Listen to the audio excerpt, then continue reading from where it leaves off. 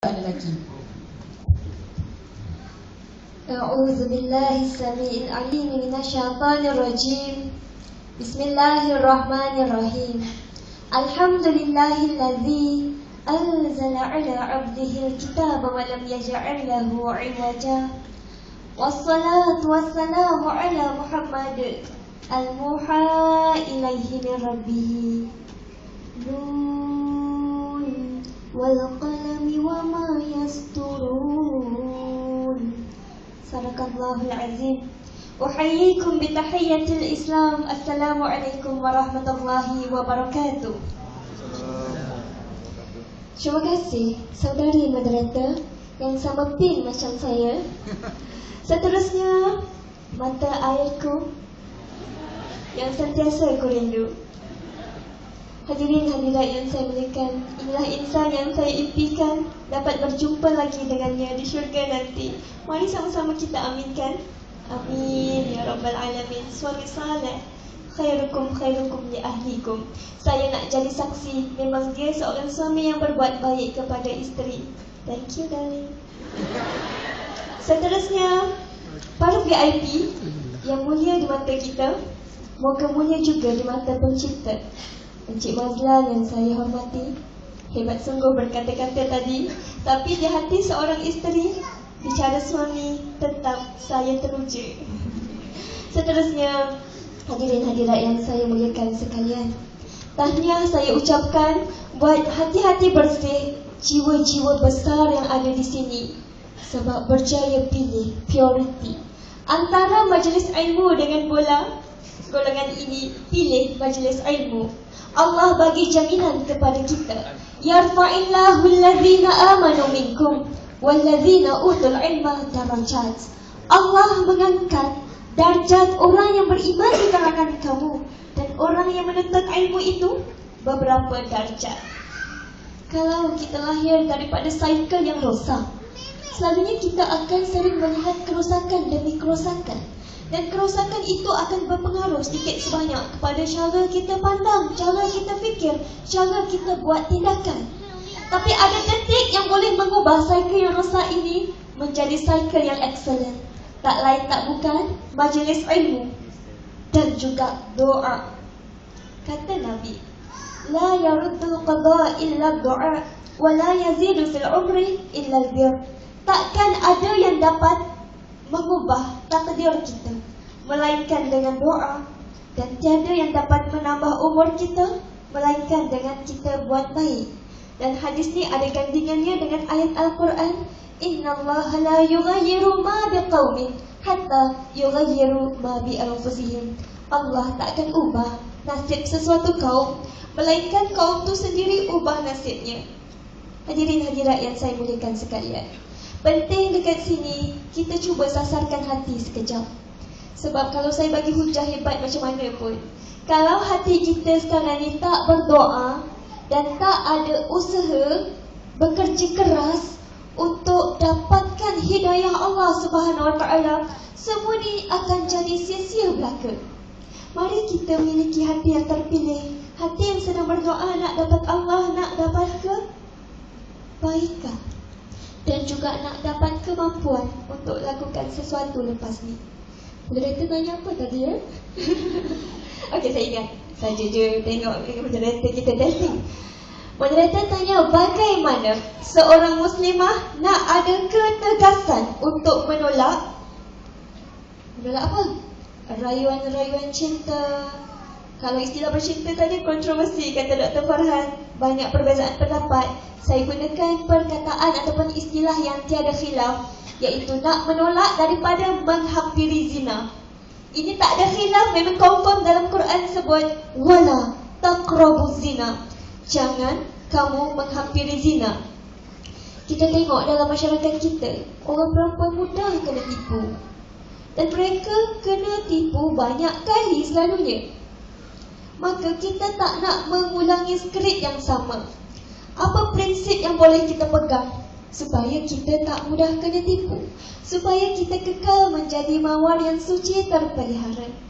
Hadirin hadirat yang saya muliakan, ilmu ni bukan untuk orang perempuan saja, untuk para ayah juga untuk disampaikan kepada anak-anak gadisnya, untuk generasi remaja kita kat luar sana, ya, boleh kita kongsikan. Yang pertama sekali, kalau misal kata kita nampak seekor binatang yang datang itu adalah seekor kucing warna perak, comel, miau miau miau, anak kucing datang kepada kita, apa respon kita? Suka kan? Lari tak? Tak lari sebab comel. Ya, ini saya buat analogi. Kalau yang datang itu ialah Pak Belang dengan matanya yang merenung tajam, terkejut moderator. Memang takut, memang kita akan lari, ya. Begitu juga cara kita pandang perbuatan menghampiri zina itu. Adakah ia secomel anak kucing atau sebahaya Pak Belang? Ini perlukan kesedaran, perlukan ilmu, perlu kita berada dalam majlis sebegini, perlu kita baca bacaan yang berfaedah seperti Cinta High Class. Baru kita sedar bahawa perbuatan menghampiri zina itu sebenarnya sangat bahaya. Dia akan bawa kepada step-step yang seterusnya. Fitrahnya, manusia ni bila sebut maksiat, mereka tak suka. Wajah maksiat tu gerun macam wajah King Kong. Tapi bila dah pun diproses oleh syaitan, yang Quran sebut tugasnya adalah la'uzayyina, untuk aku hias-hiaskan maksiat itu bagi comel, bagi orang rasa tak ada apa-apa. Maka wajah zina yang tadinya gerun macam wajah King Kong dah bertukar menjadi secomel teddy bear. Orang tak heran. Dan step dia, kata para ulama, mula-mula dia start dengan fanazarun, memandang. Kalau pandang sekadar urusan tak ada masalah. Tapi kalau pandang tiba-tiba timbul syahwat dalam diri, dia tak tundukkan pandangan tu, awal-awal lagi dia dah buka satu pintu untuk syaitan. Sepatutnya kalau pandang, kita nampak rasa macam lain macam dalam jiwa kita, kita cepat-cepat kena uruskan fitrah itu dengan zikrullah, dengan istighfar.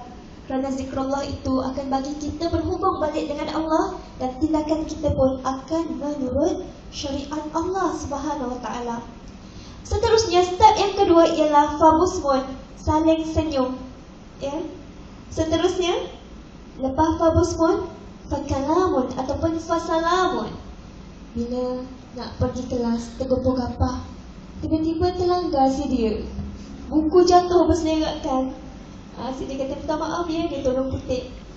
Lepas tu, bagaimana tiba-tiba kalau kita rasa berdebar-debar gitu, bila ada kalamun kat situ, kita kena uruskan dengan zikrullah. Sebab kalau kita tak urus, dia akan bagi stres dengan anggota badan kita untuk berhubung lebih jauh. Dia akan pergi kepada step apa? Fawa'dun, rasa nak buat date. Lepas tu dia akan pergi lebih jauh, faliqa'un, dia nak berjumpa. Dan saat ini kebanyakan orang akan tak berdaya bila dah jumpa. Rasa nak rasa. Dot and dot, quote and quote, ya. Jane Lindsay, seorang researcher yang mengarang buku The Uprising of a New Generation, dia kata dia sekarang takut sangat tengok masyarakat dekat barat. Budak-budak besar ni, kecil-kecil ni, mereka memiliki kecenderungan seksual yang sangat tinggi. Tengok lawan jenis rasa nak test. Sebab apa berlaku begini? Sebab cuba kita cek, apakah yang diberi makan kepada akal mereka, kepada pandangan mata mereka, kepada pendengaran mereka, kepada hati mereka. Kecil-kecil macam ni dah nampak mak abah mereka. Nak sebut mak abah pun rasa bukan mak abah, sebab biological je mak abah, kahwinnya tidak, ya. Duduk kat dalam kolam pakai seluar dalam saja. Itu budaya, aurat tak terjaga. Lepas tu yang terlalu disiarkan dalam drama-drama sinetron mereka, apa dia? Kalau tak ada adegan orang mencium mulut, hisap lidah, tak sah. Mesti ada adegan macam tu. Yang terdengar di telinga mereka selalunya lagu-lagu yang membangkitkan syahwat. Bila diberi makan begini kepada akal, kepada pandangan, kepada telinga, maka dia akan mempengaruhi tindakan. Jadi kita nak ada ketegasan untuk menolak cinta sebelum nikah, ataupun apa yang Kak sebut tadi, menolak daripada menghampiri zina. Cuba cek sekarang ni, apa yang selalu kita tengok, apa yang selalu kita baca, apa yang selalu kita berkhayal-khayal dalam minda kita. Kalau adik duk layan selalu sinetron bawang putih, bawang merah, sampai selalu tertinggal bawang putih, bawang merah kat dapur, tak ingat dah.